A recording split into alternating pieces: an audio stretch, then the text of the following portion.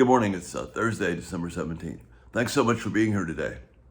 We're going to continue to let Luke guide us through this narrative of the account of the birth of Christ. And the setting now moves, as we leave chapter 1 and go into chapter 2, from the very intimate, warm setting of the stories of Mary and Elizabeth, their pregnancies, the births that are to come, John being born, the prophecy of his dad about he'd be out in the desert. And then there seems to be this kind of abrupt shift here where he says, at the beginning of chapter 2, in those days, the ones we just talked about, Caesar Augustus issued a decree, a census, that the entire Roman world should be counted. Well, remember, Luke is this Greek outsider with intimate knowledge, but he's still writing from this outside perspective. And writing 50, 60 years after the census took place. And we just hear the word Caesar Augustus as a bunch of jumbled Caesars in Roman history and all that. But to someone reading it, at that time, hearing the name Caesar Augustus is a little bit like us hearing the name George Washington. Because Caesar Augustus was the first emperor, if you will, even smart enough to call himself the first citizen, smart politician. He came to power because he related to Julius Caesar, the dictator. And even though he was a sickly teenager, again, teenagers crop up into the narrative here, when Caesar was assassinated, Julius Caesar was assassinated, this young man, Gaius, who would become Caesar Augustus, was only 15. Significance of that is that Julius Caesar liked him. Apparently, even though he was sick, he was a likable teenager, accompanied Julius Caesar everywhere. And he liked him so much that in his will, he made this man that would become Caesar Augustus, he named him his heir, his adopted son.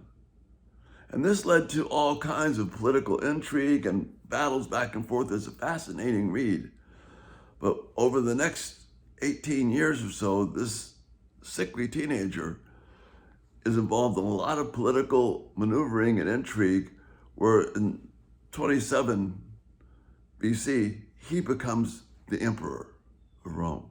And during that time, he accumulates vast power. He was a political genius and led to a network of peace throughout the entire Roman world that led to what we call now the Pax Romana, over 200 years of peace. He built roadways, he built highways, he built things where people could travel freely. All of this led to the spread of the gospel and made the spread of the gospel possible. So this unlikely teenager, seizing the moment, even though he has ill health, even though the odds seem stacked against him with more powerful players involved, he was politically sharp enough to position himself in the right way, pick the right friends, winding up becoming the emperor after the famous episode where he defeats Mark Antony and Cleopatra, which is a big deal in the movies, but it's a smart move for this man. And Gaius takes the name Caesar Augustus and makes himself the center of the Roman world, making everybody think that he is their friend. While he's doing it, he brings great benefits. He initiated the games. He initiated the great Roman circuses, but presided over a Roman Empire which could not be better suited for the spread of the gospel. So take note of what God does in history. Even now, he's doing things that are in accordance with his plan. He uses the harsh rule to bring about good things for his people, as he promised he would do, and way back in Genesis 12. So Caesar Augustus, a man used by God who had no use for God, but used by God to bring about the spread of the gospel in a way that no one would have thought possible. All human history converged on this one point, where there was this one period where the gospel could go forth indeed into all the world.